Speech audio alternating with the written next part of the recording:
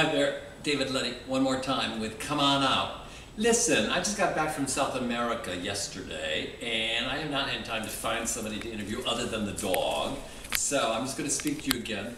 And I've been thinking, because I've had a lot of projects coming up, and I had lunch today with my manager, and we were talking about everything, and I thought, you know, all of my projects have a certain theme. My next book, I have Gorgeous Gallery, which is coming out in May from Brüder Munder in Germany, and that's homoerotic art book, all art and drawings, no photographs. And right after that I'm doing How to Hit 70 doing 100. And I also, looks like I'm, knock on wood, about to sell my novel Meaningless Hugs, Meaningless Kisses, which is about being gay over 70.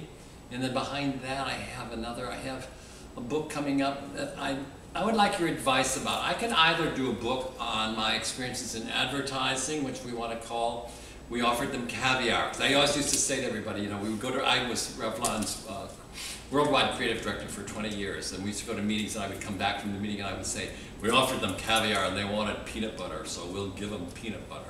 So I thought I might do a book about my years in advertising and call it We Offered Them Caviar, because that's very big right now with Mad Men and Magic City and all this stuff.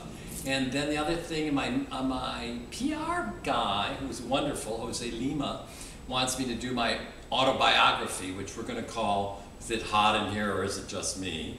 And I don't know, I would like to do both of them, and I don't know which one to do. So if you have any feelings about it, please contact me and let me know what you feel about one of or two of those books. What I wanted to tell you is, I think the theme behind all my books is that you really have to live. This is not just a gay subject.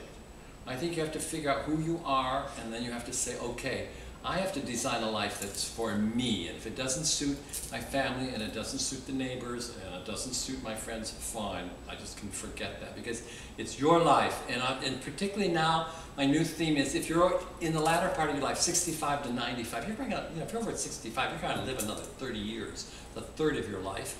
You really have to think, okay, this is my time.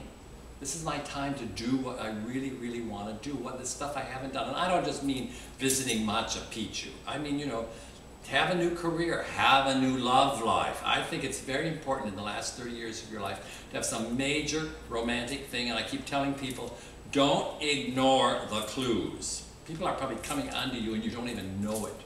And I always say, when you're over 65, we're the Mavericks. We can be the Mavericks. We're going to be probably the largest single, age group in the country. We're big voting power.